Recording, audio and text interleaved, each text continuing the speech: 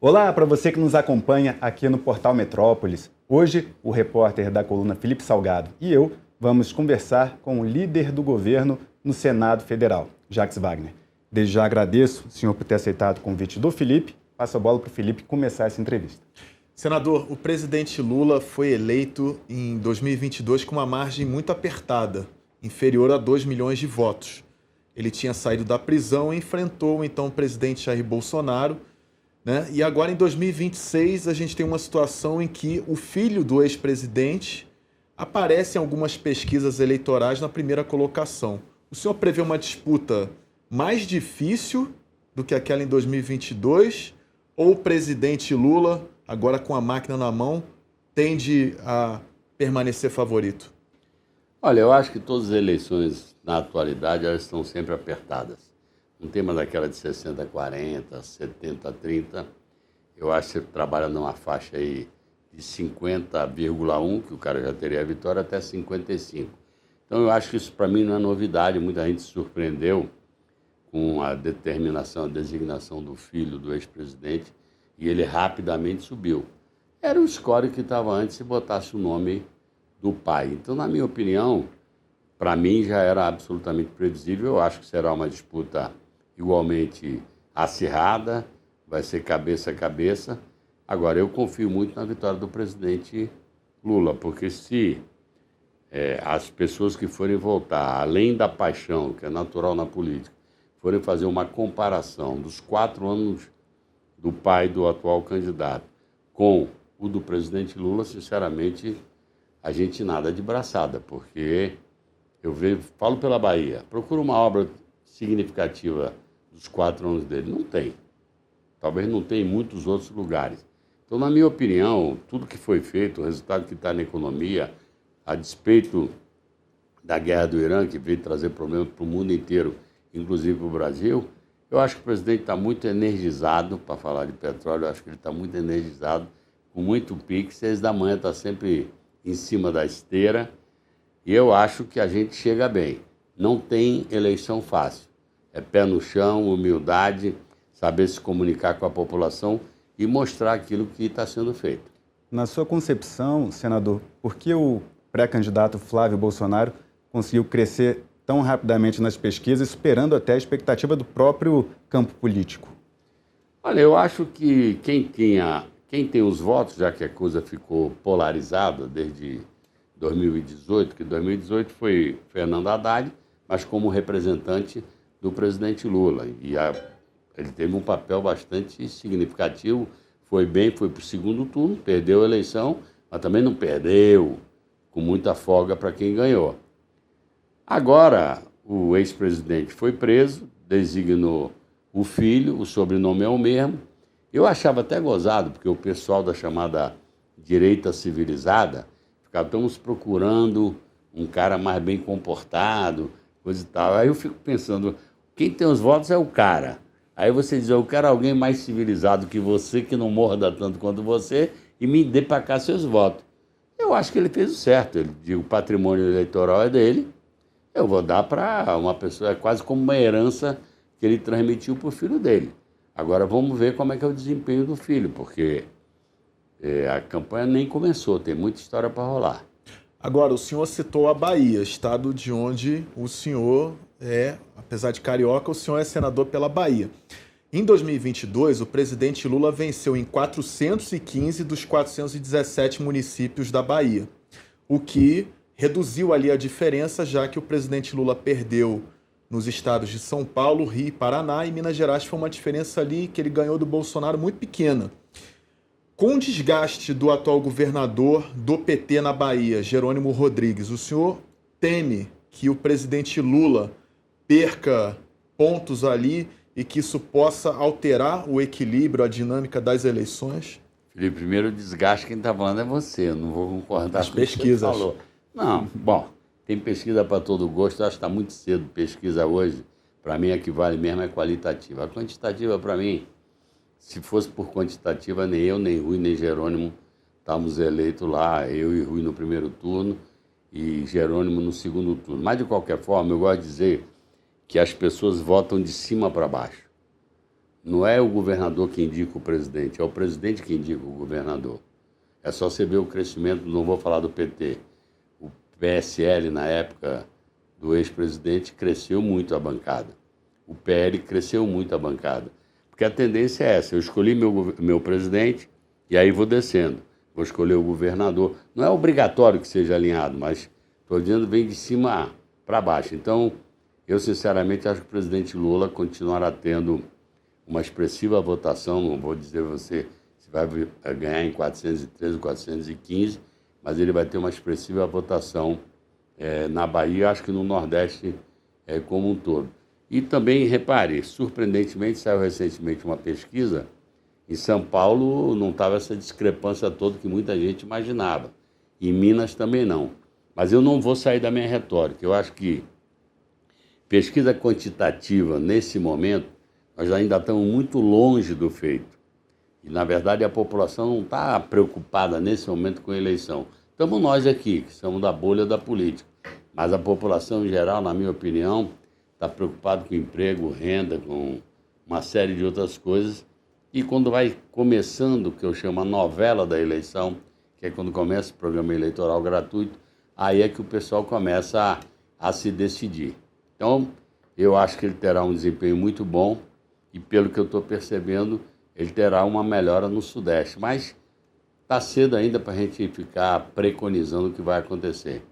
No campo político, há ainda quem especule que Lula possa não ser candidato à reeleição. Tem alguma chance de Lula não disputar a eleição presidencial? Para mim é zero. Porque eu vi uma matéria hoje dizendo assim, se der uma pesquisa que ele está pior que o adversário, aí é que ele vai entrar de cabeça. Ele não vai fechar vamos dizer assim, a história dele dizendo corrida do pau. Ou seja, o cara está um pouco melhor. Ao contrário, eu acho que ele é um cara muito determinado. Do ponto de vista físico, ele está super bem. Todo dia, 6 horas da manhã, está lá na esteira e corre bastante, faz uma opção de exercício. Eu já tive, antes de fazer a cirurgia do pé, eu ia fazer exercício com ele lá, e é um pique bastante grande. Então, eu, sinceramente, conhecendo ele, acho zero chance. Pior ainda essa hipótese que fizeram, se o cara estiver na frente, aí é que ele vai encarar, não vai correr da batalha. Seria um estímulo a mais para ele... Eu prefiro que ele corra sem esse estímulo, mas de qualquer forma... Zero chance de ele não disputar essa reeleição. Zero chance. O senhor falou sobre geração de emprego e renda. Os indicadores econômicos do governo são bons, mas parece que não se materializa lá na ponta. Por exemplo, tem a questão crítica, que é o endividamento das famílias. Como é que o senhor vê esse aspecto crítico para a popularidade e a reeleição do presidente Lula? Olha, eu sempre penso assim, se nós viramos um ano com 60 e tantos % da população otimista em relação a 2026. Toda vez que a população está otimista, isso é bom para quem está sentado na cadeira de governo. Toda vez que ela está com problema ou pessimista, é evidente que é ruim para quem está sentado na cadeira. Então, o jogo é um pouco esse. Tanto faz quem é que está sentado na cadeira. Eu estou retado com algum negócio, o responsável quem é, eu aponto para o governador, para o presidente, por aí vai. Por isso, o presidente está com a equipe dele econômica trabalhando numa forma de você aliviar essa questão do endividamento das famílias.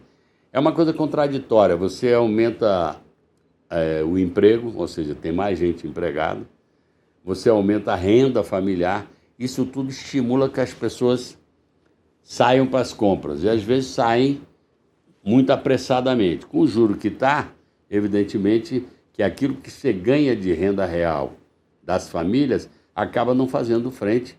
Não tem muito tempo, a gente estava com um juro bem mais baixo do que esse.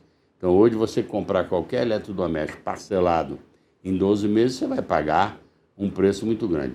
O presidente está super preocupado com isso, porque ele, como é oriundo de família vamos dizer, de renda menor, ele sabe qual é a dor de você estar endividado. E a gente está trabalhando, eu espero que ele consiga ainda até o final de abril lançar algum programa de alívio do pessoal nosso endividado. O pessoal teve o desenrola, mas não desenrolou o volume que se pretendia. Então eu diria que agora ele vai tentar uma outra forma de programa que possa aliviar isso aí. E quais seriam as diretrizes desse programa? Seria Aí tirar o ainda está nome meio da... fechado a 7 chaves. Ontem mesmo eu tive reunião com o ministro da Fazenda, Dario, e ele disse, eu não quero antecipar nada que ainda não passou pelo crivo do presidente. Mas, em outras palavras, vou chamar, para as empresas tem um refis. É uma tentativa, sei lá, de refinanciar a dívida das pessoas, alongando. A mesma coisa que você faz, às vezes, com prefeituras quando estão com dívida do INSS, você estica o prazo para diminuir o percentual que está consumindo da renda familiar. Agora, quando o Campos Neto estava no Banco Central, que foi indicado pelo ex-presidente Jair Bolsonaro, o governo batia muito no Campos Neto, né, dizendo, olha, não dá para ter taxas de juros tão altas e tal. E aí o presidente Lula indicou, né, Galípolo para presidir o Banco Central. E ainda com a indicação do Galípolo, a redução dos juros foi muito aquém do que o governo gostaria. Até o próprio vice-líder do governo na Câmara, Lindbergh, bateu bastante, dizendo que a redução desses juros não foi suficiente, que os juros ainda estão altíssimos. Ou seja, caberia também ao Galípolo, sendo indicado por Lula, ter uma atuação no sentido de tentar baixar essa taxa de juros, tendo em vista que quando Campos Neto era o presidente do Banco Central, havia uma cobrança muito grande em cima dele? Olha, do Campos Neto havia uma cobrança e do Galípolo também. Eu diria assim, a nossa turma toda reclama de manhã, de tarde e de noite dessa taxa de juros. Com a autonomia do Banco Central, o Banco Central se reúne e avalia condições. Se você perguntar o que eu acho que o juro que nós estamos pagando é exagerado para a realidade que nós temos aqui.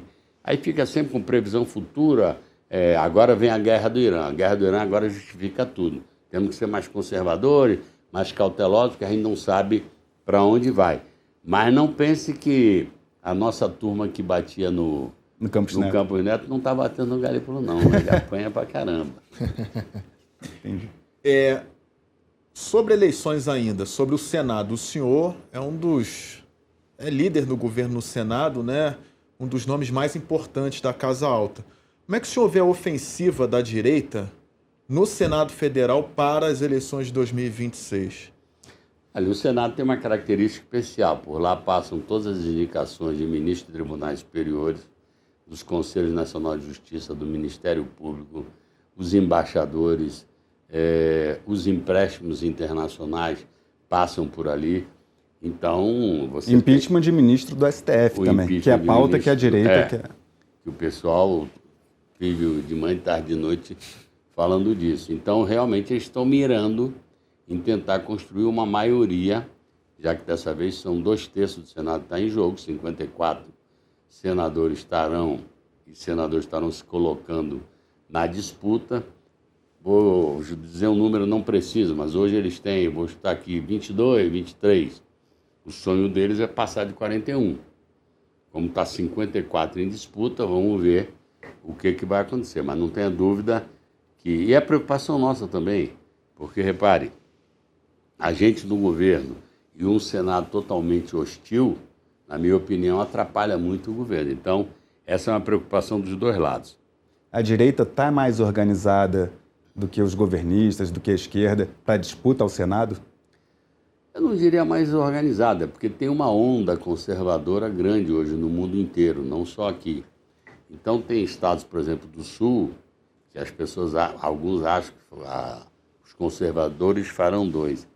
Eu até estava falando, não sei se foi com o Felipe antes, que hoje estou preocupado em ter, tanto faz-se de direita, de centro, de esquerda, mas pessoas racionais, que você consiga argumentar, porque democracia é diálogo, é confronto de ideias, é debate de ideias, até você chegar finalmente no voto e fazer algum tipo de acordo, algum denominador comum.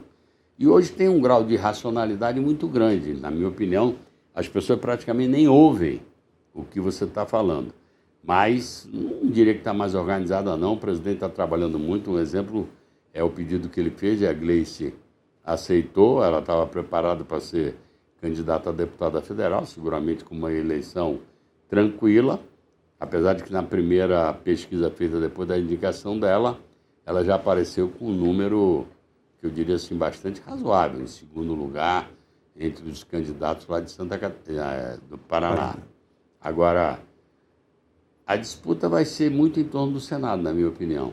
Essa é uma realidade. E eu acho que o presidente Lula, como o adversário, vão se empenhar muito em eleger senadores, porque você sabe o poder que o Senado tem nesses itens que eu acabei de falar. Agora, o presidente Lula enviou ao Senado a indicação do atual... Jorge Messias. Exatamente, o advogado-geral da União, Jorge Messias, para ocupar a cadeira no Supremo Tribunal Federal, deixada vaga por Luiz Roberto Barroso. O senhor vê clima para aprovação do nome do Messias no momento que o STF está na mira da oposição? Eu vejo. O Messias não é um cara arestado. É uma pessoa que conversa com todo mundo, que recebe todo mundo. Eu não vejo ele tensionado com nenhum segmento especificamente do Senado. Houve aquela contrariedade no começo, que muita gente apostava no nome do ex-presidente Rodrigo Pacheco, e a escolha, a prerrogativa do presidente, ele fez a escolha dele. Inclusive o presidente do Congresso, Davi Alcolumbre, ficou zangado com o senhor, né? Porque ele acha que eu influenciei. Quem não conhece Lula pode dizer uma coisa dessa. Ele é a cabeça dele. Eu até ouvi de um operador do direito uma observação interessante, que disse, olha, para quem já indicou tanta gente antes, ele e a Dilma, agora ele está preferindo pessoas com quem ele tem uma relação mais próxima. Indicou o advogado Zanin, depois indicou o Flávio Dino, que já tinha trabalhado com ele, tem uma história de caminhada junto, e agora o Jorge Messias, que trabalhou com ele 3 anos e pouco como advogado-geral da União e, portanto, que ganhou essa confiança. Eu não vou comparar pessoas. O Rodrigo Pacheco é um homem extremamente preparado, como o Messias é. O que eu acho? O próprio presidente ficou medindo quando é que ele mandava. Ele anunciou para fora dia 20 de novembro do ano passado e mandou agora, semana passada, para o Senado. Eu creio que isso já deu uma distensionada. Quantos votos tem hoje nas suas contas para aprovação? Eu não faço essa conta não, sinceramente. Só é contra o quantitativo. Não, é porque voto secreto é um convite danado para traição, para um lado e para o outro. Então, eu vejo muita gente dizer, ele tem 13, tem 15, tem 20. Na minha opinião, ele terá os votos necessários para se eleger. Eu sinto esse clima na casa. Ele é um cara tranquilo, de posições muito equilibradas. Então, eu não diria que ele é uma pessoa que polariza muito. Então, eu acho, na minha opinião, o presidente deixou essa tensão baixar, mandou agora a prerrogativa do presidente. Hoje, alguns colegas de você me perguntaram, ele vai mandar quando? Eu digo, eu não tenho essa bola de cristal, essa é uma prerrogativa do presidente Davi Alcolumbre. Aí cabe a ele agora decidir quando é que ele envia. Como é que foi a cobrança do Davi Alcolumbre ao senhor, falando de Jorge Messias e de Rodrigo Pacheco, nessa disputa que havia para o STF? Não, na verdade, quando o presidente indicou o Jorge Messias, houve uma contrariedade mais do presidente Davi, até do que, pelo menos, não externada do Rodrigo Pacheco, entendendo que eu deveria ter trabalhado mais pela indicação do Rodrigo Pacheco. Mas vou repetir, essa decisão foi exclusiva do presidente da República, eu não fui chamado nenhuma vez no Palácio do Planalto para me perguntar quem você acha melhor ou pior. O Alcolumbre sinalizou que essa escolha pelo Jorge Messias poderia dificultar a articulação do governo no Senado Federal? Em algum momento houve... Não, é óbvio que a gente sabe, quer dizer, o presidente, como ele torcia pelo Rodrigo Pacheco, eu estou muito à vontade que eu levei os dois para conversar com o presidente, o Rodrigo e o Davi Alcolumbre. Eu já tive presente. Outras vezes eu até disse ao presidente, é melhor só receber eles sozinho, porque aí é uma conversa de presidente de poder com presidente de poder. De repente eles querem falar mal de mim e se eu tiver presente fica desagradável. Então, receba sozinho. Mas eu posso garantir com muita tranquilidade, a decisão foi absolutamente uma decisão, como se diz, solitária do poder do presidente. Até porque, repare, os outros tribunais, você tem uma lista tríplice para escolher. Aí é diferente, você tem uma lista 1, 2, 3, eu fico à vontade de chegar, presidente, dos 3 eu acho esse aqui melhor. Só que o Supremo Tribunal Federal não tem lista, como Procurador-Geral da República também não. É o mundo. a escolha do presidente. Ele deve ter olhado ao seu redor, foi amadurecendo. Eu digo a você sem nenhum problema.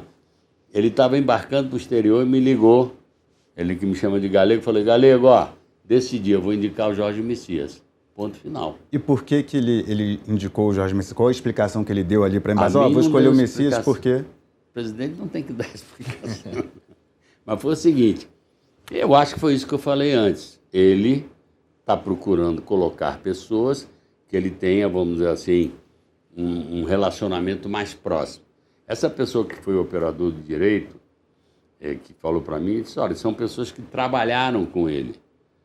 O Zanin foi seu advogado, o Flávio foi o ministro dele e o Messias foi seu AGU. E também tem um sonho que eu acho que está se concretizando, que ele olhando para Minas, sempre achou há bastante tempo que o melhor candidato em defesa da democracia é o Rodrigo Pacheco. E vai ser? Pelo que eu estou vendo, vai. Ele se filiou ao PSB. Sim.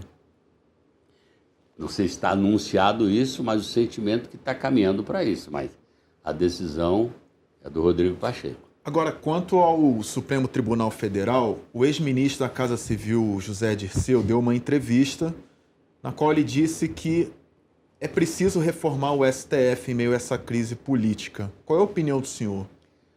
Olha, eu acho que teve um crime cometido lá atrás, que é um pouco responsável por tudo isso, que é a TV Justiça, transmitindo ao vivo as sessões. Eu acho que o controle social não é sobre o que está na cabeça de cada ministro, ele vai votar segundo a sua consciência.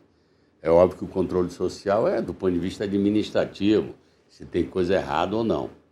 Aquilo acabou dando uma exposição aos ministros, para o bem e para o mal, muito ruim. Julgamento do mensalão. No mensalão, eu até, em geral, o pessoal fala de julgamento político, mas pense, um chefe de uma milícia dessa, o chefe do PCC, você vai julgar um habeas corpus, com todo mundo assistindo, inclusive os comparsas do cara que está ali. É ou não é uma ameaça ao cara que está sentado ali? É por isso que em outras democracias, o resultado do Supremo, você só sabe o resultado. Não sabe quem votou assim, assado, se foi por unanimidade, ou 6-5, ou 5-4. Aqui, você acabou fazendo, na minha opinião, uma invasão naquilo que é prerrogativa. O que é a democracia? É o império da lei. Quem é a última instância para dizer que você está dentro da lei ou não? 11 cidadãos, homens e mulheres, que estão lá em cima. 11. Aí você bota esses 11, aí como o cara diz, bom, eu, por exemplo, posso ser vaiado entrando no restaurante, porque aí tem quem gosta e não gosta, mas eu sou da política. Posso receber palmas ou posso receber a público. Mas o ministro do Supremo Tribunal, não, na minha opinião, se é símbolo da sustentação da democracia, não deve ter esse grau de exposição. Então, para mim, e foi o ministro na época, Marco Aurélio Mello, eu tinha uma relação com ele, falei, ministro, isso aqui não vai ser bom. Eu estou aqui porque, agora, os ministros deviam falar nos autos, não é assim que fala? E acaba que fala o tempo todo na televisão. Então, na minha opinião, o erro começou ali. Agora, tem opinião para todo gosto. Que tem que ter mandato, que tem que ser eleito. Eu prefiro o modelito americano. Mas os próprios ministros hoje se manifestam por meio das redes sociais, por exemplo? Eu concordo, mas está errado, na minha opinião. Na minha opinião, são 11 em 210 milhões de pessoas para a manutenção da democracia. Na minha opinião, essa posição é muito delicada. E realmente está em rede social, está não sei o quê. Está errado. Na sua opinião, o que leva a percepção da população hoje a ter uma visão negativa do STF, segundo pesquisas que foram divulgadas, atingindo aí o nível mais alto? Bom, primeiro que os opositores a nós ficaram bombardeando direto o Supremo Tribunal Federal, com um objetivo. Foi o objetivo pós 8 de janeiro. Na verdade, começou antes de 8 de janeiro. Começaram a bombardear o TSE, as urnas, levantando uma suspeita sobre o resultado. Como eu disse nesse nosso bate-papo, a fanatização da política faz com que uma porção de gente siga aquilo e não sabe para onde está indo, como aconteceu no 8 de janeiro. Tem uma porção de gente lá que eu digo, estava ali na onda, igual torcida de futebol, é para quebrar, vamos quebrar. O cara não estava sabendo que estava quebrando o Supremo Tribunal Federal. É uma horda que vai sendo conduzida por alguém. Então, na minha opinião, eles começaram a bater desde o resultado da eleição. O resultado da eleição foi final de outubro. Aí começou aquela cantilena da urna, de não sei o quê, blá, blá, e foi se tentando levantar a suspeita de que a vitória do presidente Lula foi uma vitória manietada. Isso levantou a turma do outro lado para ficar gritando. Culminou no 8 de janeiro, que talvez tenha sido a violência pós-redemocratização, a maior violência contra a democracia que a gente já viu, com quebra-quebra, depredação de patrimônio e etc. Então eles continuaram nisso. Aí agora, mais recentemente, com os acontecimentos que tiveram, aí cita um ministro, cita outro ministro, evidentemente cria um caldo de cultura e para eles interessa, porque quem é contra a democracia, fragilizar as instituições é excelente. Você tem um Supremo que esteja fragilizado, na minha opinião, é bom para quem não gosta de democracia. Na sua opinião, agora puxando para o caso Master, o caso Master, ele ajuda também, junto a essa cultura, a fragilizar a instituição do Supremo Tribunal Federal diante do que vem sendo noticiado em relação a, por exemplo, ao ministro Dias Toffoli, ao ministro Alexandre de Moraes? Evidentemente que isso, no senso comum, surpreende, chama atenção e, na minha opinião, fragiliza. Não tem como não reconhecer que fragiliza. Como deveria fragilizar muito mais a diretoria, ou pelo menos a direção anterior do Banco Central. Porque é preciso botar os pingos nos is. O cara do Banco Master tinha sido negado a autorização para comprar banco, depois comprou, depois aumentou a fintech, no meio das fintech tinha PCC pelo meio. Eu acho que essa é a questão, até porque a gente está falando de uma instituição que tem autonomia. Tem que ser cobrada a equipe que estava lá. Aí o senhor diz Campos Neto, presidente do Banco Central, que foi indicado pelo ex-presidente Jair Bolsonaro. Né? A instituição, ela demonstrou fragilidade ou pode ter dolo aí, mas eu não vou acusar ninguém porque eu não tenho elemento. Mas, no mínimo, o processo de fiscalização do mercado financeiro, lembra que a gente já teve o PROE lá atrás para salvar banco, o povo brasileiro, o dinheiro público, foi muito dinheiro público gasto para isso. Como é que a gente que tem um sistema bancário tão avançado, como é que o Banco Central não consegue perceber e, ao contrário, dá autorização a alguém que não tinha musculatura para virar dono de um banco e fazer o mega trambique que está aí na rua? Porque é negócio de 50, 60 bilhões de reais envolvendo o banco público, que é o BRB. Cada dia que aparece mais uma compra de ativos do Master é um escândalo para o BRB. Agora, aí pergunta, vocês ganharam autonomia, o que está faltando que vocês não conseguiram fiscalizar isso aí? Então, agora, o que você me perguntou, óbvio que fragiliza, porque, repare, se o cara está no alto do topo do judiciário e pelo menos aparentemente tem algo que não está bem explicado, as pessoas trabalham em cima disso. Líder, teve uma reportagem da colunista do Metrópolis, Milene Teixeira, mostrando que teve um empréstimo de 12 milhões do Banco Master para uma empresa da nora do senador. O senhor tinha conhecimento desse empréstimo? Empréstimo? Não teve não. Não teve... Não. Deixa eu só dizer que toda hora me perguntam isso aí, eu estou muito à vontade. Nós, para minha surpresa, quando recebemos o governo do então DEM ou PFL, não me lembro mais qual era a sigla, tinha uma rede estatal de supermercado, com mais de 200 e tantas lojas, com prejuízo anual de 80 milhões de reais. Quando eu era o governador Rui Costa, eu era o secretário de Desenvolvimento Econômico, falei, vamos privatizar isso aí. Privatizamos e junto com a rede de supermercado foi o cartão Sexta, que era um cartão para o peão comprar e pagar no final do mês. A nossa participação encerra aí. Uma empresa que tem como sócia uma nora minha, ela intermediou uma negociação no tempo do Bolsonaro, aí não sei se são... 2021, né? Foi 2021, 2022, saiu uma MP, etc, etc, e eles prestaram um serviço ao banco e ganharam dinheiro. Então não é empréstimo, não. Eu nem sei se o valor é esse, porque cada hora falam do valor. A verdade é o seguinte, como apareceu do meu adversário, do ACM Neto, uma consultoria que ele diz que não pode dizer que consultoria é, ele recebendo sei lá quantos milhões, aí na mesma hora jogaram essa história. Mas eu Estou muito à vontade em relação a isso, porque, repito, o governo do Estado da Bahia, Jacques Wagner e Rui Costa, a gente encerra quando a gente vende isso aí. Agora, depois, intermediário bancário tem vários. A empresa é uma intermediária bancária que prestou um serviço e recebeu, e depois até teve o contrato rescindido. O senhor admitiu em certo momento que, procurado pelo Banco Master, indicou o ex-ministro do Supremo Tribunal Federal e ex-ministro da Justiça do governo Lula, Ricardo Lewandowski, para ser consultor do Master. No caso da sua nora, houve alguma intermediação? Nenhuma. Era Bolsonaro o governo. Eu conheço a linha toda, mas a linha deixa os nossos jornalistas investigativos ou a Polícia Federal investigar. Não tem nada a ver comigo. A gente tinha vendido a Cesta do Povo em 2018. Esse episódio foi fechado em 2022.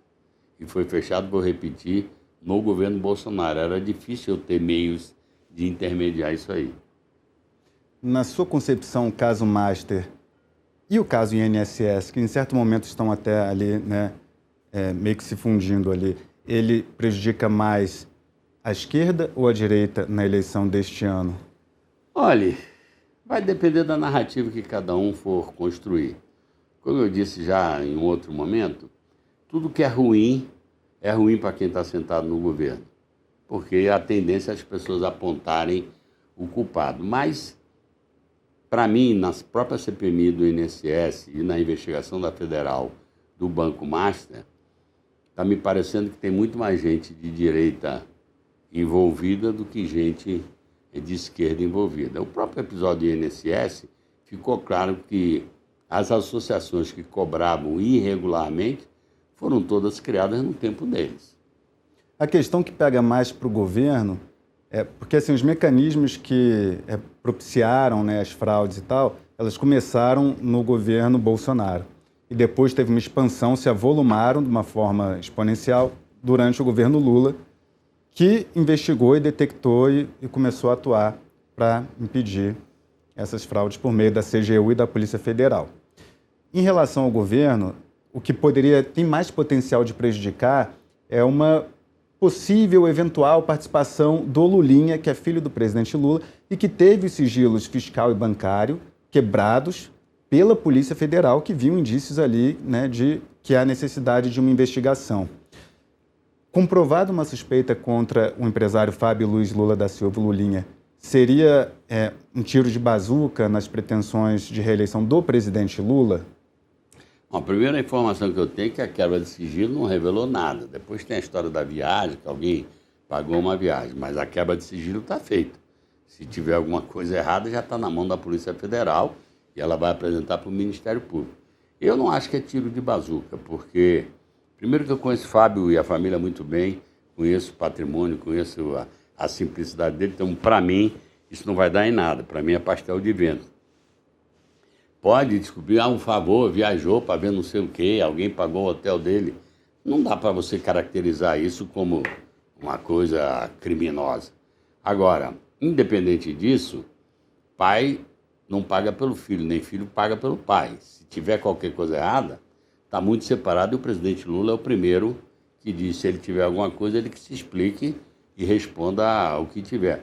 Por enquanto não tem nada, mesmo o sigilo dele quebrado. Senador, o senhor tem origem judaica.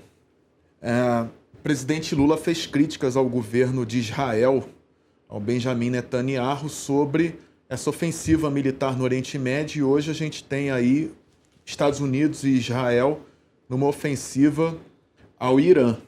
Eu pergunto ao senhor, como é que o senhor está vendo essa ofensiva militar, sendo o senhor judeu, e como é que o presidente Lula ele está enxergando o risco às eleições dele em decorrência dos impactos econômicos, e se o senhor acredita que o presidente Trump pode voltar a fustigar o Brasil aí no processo eleitoral? Olha, primeiro eu queria separar. Eu sou judeu, sou conhecido na Bahia como judeu, fui eleito como judeu, nunca escondi porque tenho orgulho dessa condição. Agora, vamos separar. O ex-presidente já foi presidente, era um presidente de direita aqui, e hoje é o presidente Lula, que é um presidente de esquerda. Então, a figura do presidente, ou no caso de Israel, do primeiro-ministro, ela não representa necessariamente o pensamento judaico. O pensamento judaico é altamente humanista, é altamente solidário, é conhecido as organizações de judeus que abrigam os judeus mais fragilizados. Então, eu sou judeu, já tive várias vezes, minha esposa é cristã, é católica, mas adora ir para Israel, porque, na verdade, o Cristo pregou lá. Agora, eu não vou misturar o meu judaísmo, a minha filosofia de vida, o meu humanismo, com a política externa do atual primeiro-ministro de Israel, que eu acho altamente desastrosa. Eu acho que toda guerra é um sinal de insanidade. Eu acho que nós temos diplomacia, temos cabeça para pensar, boca para falar, para a gente negociar e chegar a uma solução. Isso que está acontecendo lá, com impacto para o mundo inteiro, olha que troço grotesco. Não tinha o bloqueio da Rússia, agora com o problema do Estreito de Hormuz, suspendeu o bloqueio da Rússia porque o pessoal quer comprar fertilizante e combustível da Rússia, que deve estar ganhando muita grana, porque o preço foi lá para cima e eles devem estar vendendo muito mais do que vendiam. Então eu condeno a guerra. Eu acho que essa guerra, como qualquer guerra para mim, é a marcha da insensatez, é um troço irracional. Toda guerra é consequência da frustração da negociação.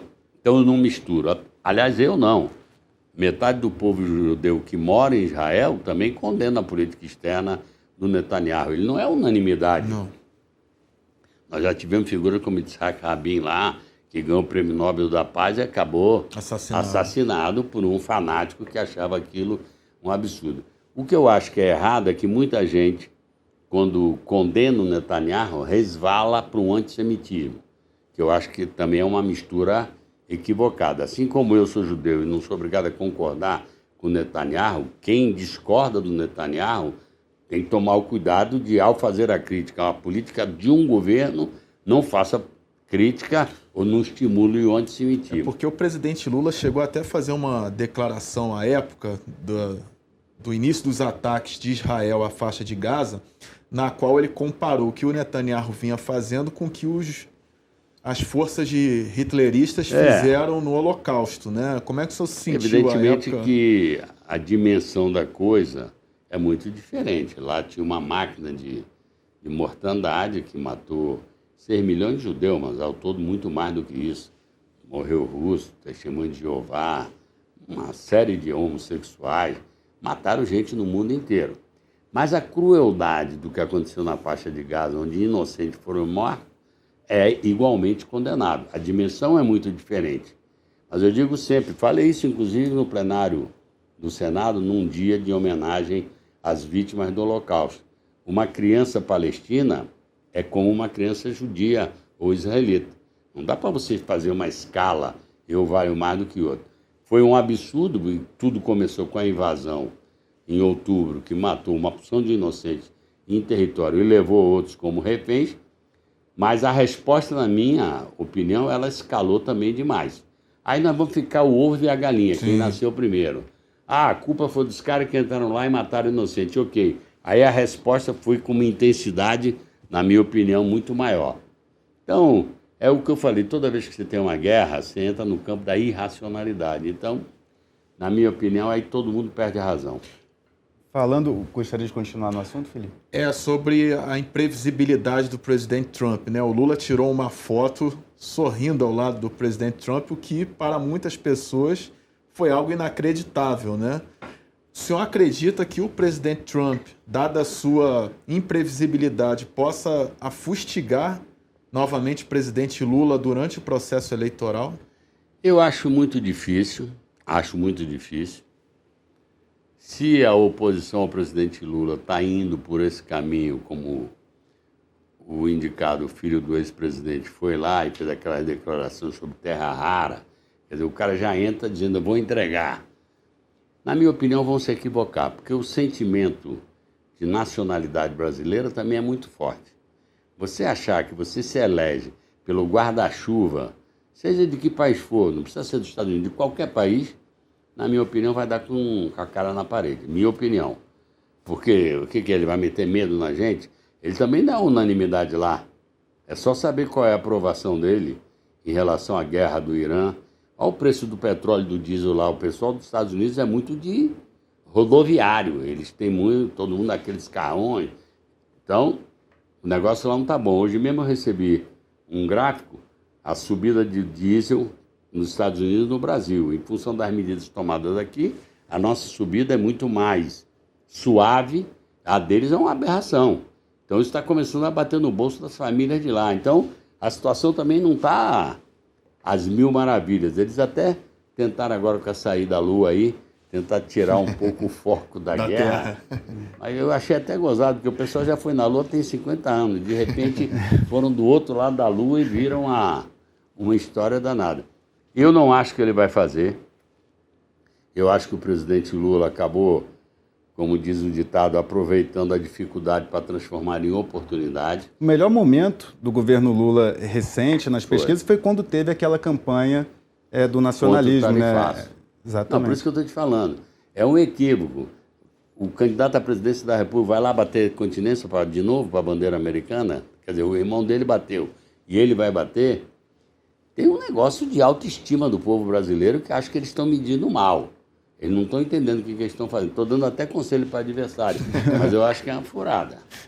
Ainda falando sobre eleições, voltou a circular agora nos bastidores do Congresso Nacional a questão da PEC dos militares, né? Tem a candidatura de Flávio Bolsonaro, né? Pode haver uma profusão de candidatos militares, seja deputado, senador, e eu soube que tem uma articulação ali do campo da esquerda, do campo do governo, para tentar voltar a caminhar com a PEC dos militares, que barra a candidatura de militares ligados às Forças Armadas. Importante destacar, não a Polícia Militar, mas as Forças Armadas. Exército, Marinha e Aeronáutica não poderiam ser candidatos. Em que pé está essa discussão? Então, foi até bom você tocar nesse tema, porque essa PEC não foi nem da esquerda. Depois do 8 de janeiro, para quem é militar de verdade, e minha formação é militar, que eu fui colégio militar do Rio de Janeiro, eu ia para a AMAN, não fui para a AMAN porque eu iria para a AMAN em 69. Em 68 houve o endurecimento do regime. Aí eu digo, eu vou ficar fora disso e seguir a carreira de engenharia.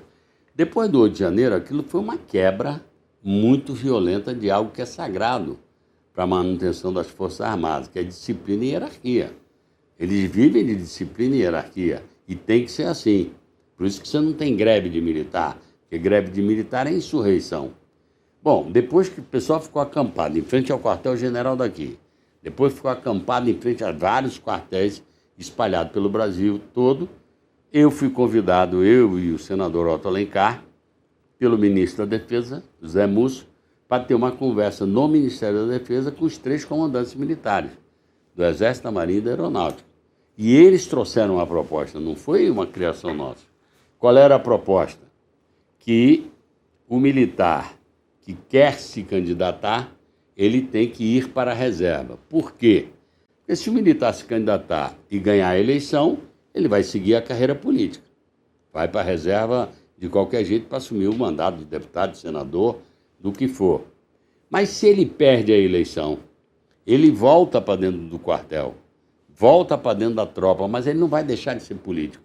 Ele vai continuar agitando as suas bandeiras. E isso quebra a disciplina e a hierarquia. Então, vou repetir, a proposta não foi de ninguém do campo da esquerda nem progressista. A proposta veio dos militares, dos comandantes, junto com o ministro da Defesa, no sentido de fazer um preventivo a que essa coisa escalasse lá dentro. Ela foi apresentada, o senador Cajuru era e ainda é o relator, e ela paralisou. Como está chegando um momento de eleição, talvez seja um bom momento de retomar esse tema para discussão. Porque ele vai conversar... consequência do 8 de janeiro. O senhor vai conversar com o Davi Alcolumbre sobre essa questão da PEC dos militares? Na verdade, ela já está na CCJ, ela já saiu da mesa diretora e já foi para a Comissão de Constituição e Justiça. Na verdade, ela foi, inclusive, já para o plenário. Aí você tem razão, ela já foi para o plenário. Então, tem que conversar com o presidente Davi Alcolumbre para saber se ele torna a pautar essa matéria e a gente leva a voto. Agora, eu quero insistir, isso não é cerceamento de militar ser candidato. Agora, você tem uma carreira militar. Se você opta para sair dessa carreira para outra, aí você tem que fazer uma escolha. Eu estava até, antes da gente entrar aqui, que se tocou nesse tema, falando, por exemplo, um prefeito quer se candidatar a governador, ele tem que renunciar ao cargo. Ninguém garante que ele vai ganhar para governador, mas ele não volta a ser prefeito. Os únicos que podem fazer isso são os senadores, porque como o mandato é de 8 anos, você com 4 pode ser candidato a governador, se perder você volta a ser senador. Mas então o senhor pretende conversar com Davi Alcolumbre agora? Eu acho importante que realmente estamos num processo de eleição e essa preservação do profissionalismo das Forças Armadas, para mim, é fundamental. E já valeria nesta eleição de agora, de 2026, ou só na de 2030, se aprovado pelo... Aí vai ser uma questão que o TSE que terá que arbitrar. Se aprovada a PEC, significa que quem quiser ser candidato tem que ir para a reserva. Aí tem aquelas coisas dos prazos para saber se ela pode valer nessa eleição ou não. Aí eu tenho dúvida para te responder. O senhor vai pegar essa relatoria ou vai continuar com o senador Jorge Cajuru? Não, está com o Jorge Cajuru, não tem por que tirar da mão dele, a menos que ele decline da relatoria. E por que essa medida, essa restrição, ela vale para militares das Forças Armadas e não para as polícias militares, por exemplo? O que diferencia a atuação ali? Por que policial militar pode ser candidato e militar das Forças Armadas não? Não, na verdade é porque a PEC surgiu, como eu disse, a partir do 8 de janeiro. Mas você está dando uma ideia, porque realmente isso também pode se reproduzir dentro das polícias militares, que tem até uma profusão de candidatos maior. Aí a gente está com essa PEC, que foi consequência do 8 de janeiro.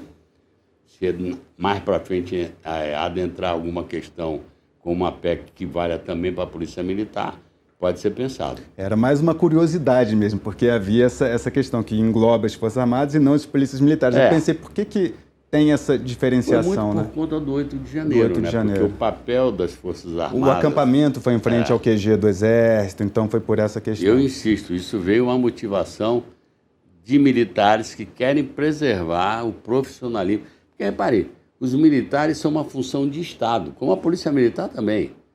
O militar não é a Força Armada do presidente Lula, nem do ex-presidente. Eu fui governador, cansado de dizer para a Polícia Militar, vocês não são a minha polícia, vocês são a polícia da sociedade. Óbvio que, hierarquicamente, eu como sou o comandante em chefe da Polícia Militar, ou o presidente é o comandante supremo das Forças Armadas, há uma hierarquia. Mas eles não estão aqui para servir ao presidente em interesses pessoais do presidente, nem do governador. Bom, o papo tá longo, hein? Encaminhando aqui para a parte final, queria só fazer mais 2 perguntinhas curtas. As piores. Primeiro, se a indicação de Messias para o STF tende a fazer o Lula se aproximar do meio evangélico, ou se não, se foi uma escolha, como o senhor disse, mas é pela confiança do ministro Messias que o Lula tem dele, ou se tem também esse aceno ao eleitorado evangélico, à população evangélica? Olha, confesso que eu nunca conversei sobre isso com o presidente. Eu acho que a escolha preponderou muito mais o serviço prestado pelo Jorge Messias como advogado-geral da União, mas evidentemente que ele brinda a comunidade evangélica, se sente lisonjeada de ver mais um filho seu sendo indicado para um cargo tão importante. Eu me lembro que quando a Dilma indicou o ministro Fux, como ele é judeu, é óbvio que a comunidade judaica fica em festa, celebra, porque é um membro da sua comunidade que está num posto, como celebra que eu sou governador. Então, é um governador judeu, então todo mundo fala. Mas eu não acho que a centralidade dele tenha sido essa, não. Mas tem muita gente evangélica de dentro do Senado que faz campanha pelo fato dele ser um evangélico e ter os valores que muitos concordam. Ele é o terrivelmente evangélico do Lula. Não, eu estou muito à vontade para esse tema, porque eu me lembro, eu tive diálogos maravilhosos com o ministro André Mendonça. Ele foi 2 vezes na bancada do PT e eu sempre defendi que, como a prerrogativa constitucional é do presidente da República, a menos que haja uma denúncia muito forte contra o indicado, é óbvio que tem uma sabatina, mas eu acho que tem que se respeitar essa prerrogativa. Então, tanto na indicação do ministro Cássio quanto na indicação do ministro André Mendonça, eu defendi, dentro da bancada do PT, que a gente devia acompanhar a indicação. E eu, na época, no diálogo com o ministro André Mendonça, eu citei até esse caso do Fux. É óbvio que a comunidade evangélica vai ficar lisonjeada celebrando que tem um filho seu que está assumindo um cargo importante. Mas ele está eleito como ministro do Supremo Tribunal Federal. Então, a cartilha que ele segue é a Constituição Federal. É óbvio que no julgamento os valores íntimos dele vão estar prevalecendo, mas ele não está lá como um pastor ou como um rabino, ele está lá como um ministro do Supremo Tribunal Federal. André Mendonça tem feito bom trabalho no STF? Na minha opinião, sim. Até agora, acho o ministro bem equilibrado. E para fechar a minha última pergunta aqui, queria perguntar ao senhor se com o que saiu na imprensa até o momento, relacionado ao ministro Alexandre de Moraes, ao ministro Dias Toffoli, referente ao caso Master, se há algo que possa prejudicar a atuação deles, a permanência deles no STF, ou se ainda não houve cruzamento dessa linha, na sua opinião, referente a Moraes e Toffoli? Na minha opinião, não houve cruzamento dessa linha. Até essa é uma discussão que vai acontecer dentro da CPI do crime organizado, mas, na minha opinião, deve estar havendo debates internos sobre essa questão, mas eu não vejo ainda nada comprovado. Para mim, todos estão abaixo da lei, ministro supremo ou qualquer um de nós, mas precisa ter uma condenação efetiva, alguma coisa desse tipo. Senão eu vou começar a entrar no que aconteceu com o presidente Lula. O cidadão é condenado, é preso para depois ser inocentado. Então eu acho que a gente tem que ter parcimônia, até porque se trata de cargos que, na minha opinião, são extremamente importantes para a institucionalidade brasileira. Eu quero fazer a minha última pergunta, a qual eu tenho direito. Rapaz, vocês estão sangrando, né? O senhor é candidato à reeleição pelo Senado numa chapa puro sangue junto com o ministro Rui Costa. O senhor já foi ministro da Defesa, já ocupou vários ministérios. O senhor é cotado para algum ministério no eventual Lula 4? Não, repare, quando o presidente Lula foi eleito em 2022, ele me chamou para conversar e me perguntou se eu queria ir para algum ministério. Eu falei não, porque você no governo e o senador, eu prefiro estar olhando para a floresta como um todo. Se você me entregar uma tarefa, eu vou me dedicar àquela tarefa. Então, eu não estou pensando em ministério na minha reeleição para o Senado. Então, na minha opinião, eu vou para a reeleição do Senado numa chapa que eu não chamo de puro sangue, eu chamo de puro governador, porque é o governador para a reeleição, um ex-governador para a eleição ao Senado e um ex-governador para a reeleição ao Senado. Na verdade, foi uma contingência o fato dos três serem do PT. A verdade é que a naturalidade dos fatos é o Jerônimo ser candidato à reeleição, eu para a reeleição e o Rui, que ficou até o final do mandato dele, exatamente para privilegiar a articulação do grupo, que fez esse pleito e eu acho natural. Então, é uma chapa que eu considero forte, mas nós vamos ter que trabalhar e ter muita humildade para andar a Bahia toda pedindo voto. Wagner, muito obrigado pela sua participação. Obrigado a gente sempre vocês. encerra o programa dando oportunidade, se o senhor assim quiser, já falou muito, de fazer uma última mensagem para quem está acompanhando o programa, conversar com as pessoas diretamente. Fique à vontade se assim desejar. Só não pode pedir voto. Não vou pedir voto. Pode pedir para os outros? Ainda não, nesse período pré-eleitoral. Não, na verdade, o que eu queria dizer é o seguinte, nós vivemos um momento civilizatório bastante conturbado. É guerra na Ucrânia, guerra em Gaza, guerra agora no Oriente Médio, e eu acho que isso mexe muito com a cabeça das pessoas. Mas, de qualquer forma, a mensagem que eu passo é de uma confiança na democracia. Eu não conheço nada melhor do que a democracia para a gente conviver, inclusive conviver os diferentes. Eu acho que nós estamos num momento de muita fanatização, e não só aqui no mundo inteiro, e isso é muito prejudicial à democracia. Eu acho que não tem nada igual à liberdade de cada um de nós, desde que respeitando a liberdade dos outros. Então, a única coisa, como esse ano é o ano da festa eleitoral, eu não vou pedir voto para ninguém, mas eu vou dizer que a gente precisa entender que é pela política que a gente melhora ou piora um país. Então, na hora que entrar na urna, deixe a cabeça pensar, compare as pessoas, compare os grupos, compare aquilo que foi feito por cada grupo e escolha seu voto. Nós estamos aqui para respeitar a vontade popular. Jacques Wagner, líder do governo no Senado Federal, muito obrigado pela sua participação, por aceitar o convite do Felipe Salgado. E é isso, pessoal. Até a próxima.